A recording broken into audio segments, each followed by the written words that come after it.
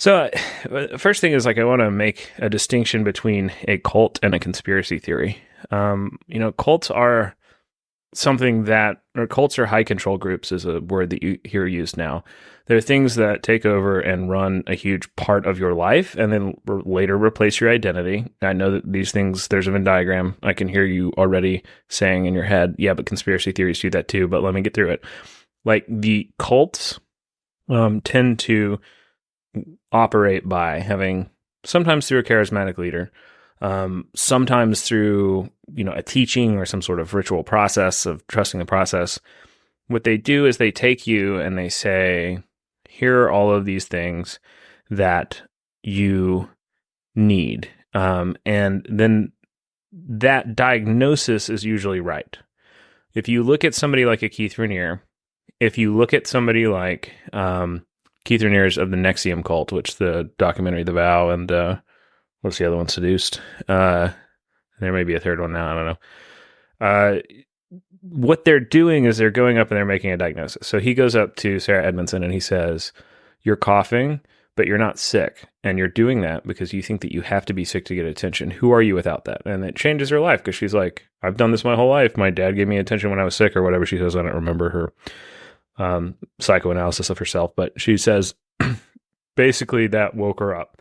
So then she's kind of in a vulnerable state where she feels like she doesn't know who she is, but she's ready for growth. She sees this thing that's been holding her back. And then Keith Raniere says, okay, you got to do this process. And you understand how, and I'm not going to go through the whole Nexium indoctrination, but the diagnosis is right. Charismatic leaders, cults, if it's like a text or something that people can kind of project on or is sort of vague or has a process, it's going to leave room for people to do this diagnostic part in a way that is unique to them, because not everyone's running from a different thing. We all have a different shadow. And so what Keith Raniere did, and what most cult leaders are able to do, is come up and say, oh my gosh, you have a father wound, you have a father-shaped hole, and you've been trying to stuff that with drugs your whole life, and you've been trying to stuff that with music and this other identity and sex or whatever, and now you're trying to make me be your father and project that energy on me, but I'm not going to accept it. You need to become your own father, and the person's like, oh wow, that diagnosis is real. Right? That somebody can diagnose what you're running from and you're suffering, and they can still have a prescription that is complete bullshit. And sort of that is what advertising is, right?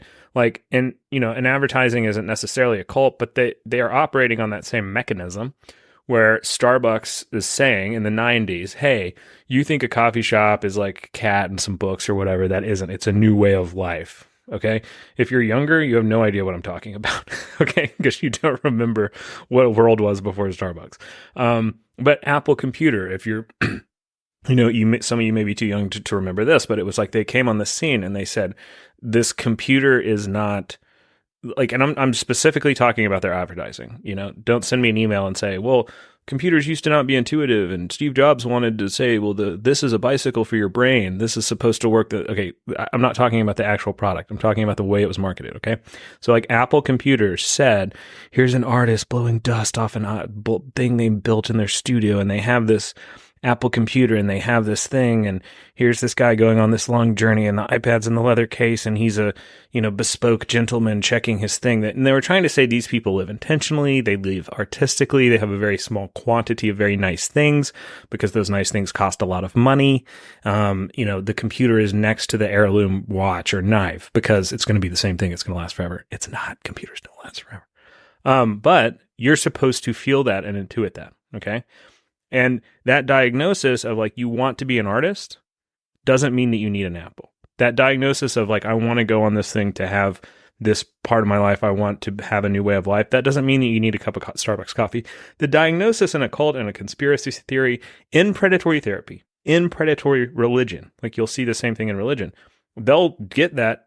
I mean, a ton of religions, they lead with these basically like self-help techniques from the 70s now. Like I've had people tell me, oh yeah, you're just running from stuff. You don't know that you have a black hole in your heart that you're trying to stuff with all this other stuff. They don't even know where that line came from. Their pastor or something said it to them. But like that came from human potential type cults in the 70s and Synanon and things like that.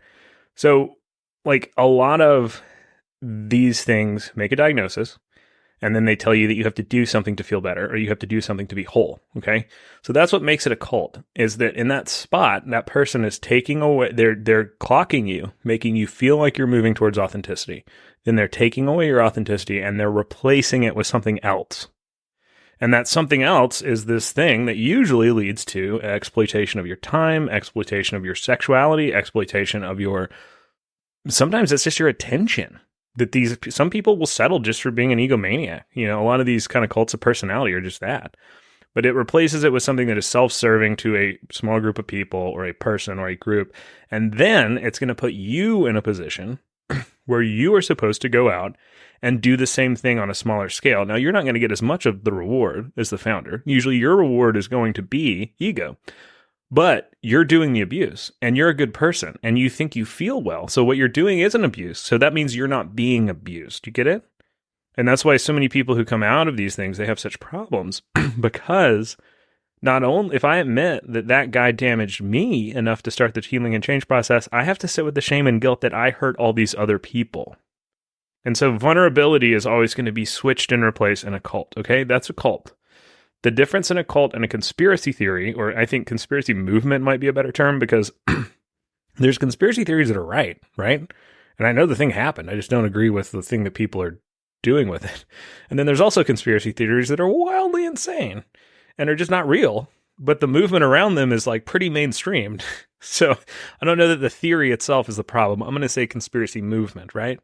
So what a conspiracy theory, how that differs from a cult, right, is that with a conspiracy theory, you are feeling a group of people is deciding that there is a course of action, because that's one of the reasons I don't like theory, is people sitting around and diagnosing this thing and talking about it and writing books about it or believing it or going to church to talk about it or going to academia to talk about it or school to talk about it and just talking about it anywhere, that isn't a conspiracy theory, right? Because conspiracy theory involves action. Now, the action might be talking, right? The difference is that the conspiracy theory, you've made the leap that what you are doing is messianic, is important, is fighting back, is empowering you against the forces of darkness in a way. Now, a cult can't really empower you the same way a conspiracy theory can, right? Because Keith Raniere, he needs you working all of the time.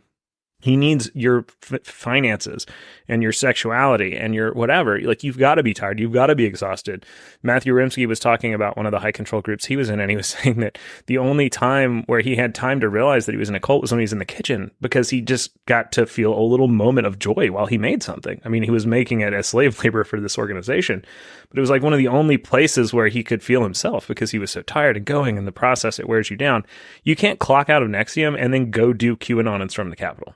Like, you don't have time to do that. The conspiracy movement is taking something and saying this action is actually empowering, it is good, it is going to get you to fight back, and you're making a difference. So it's a cult is giving you a false sense of authenticity, right? Authentic self.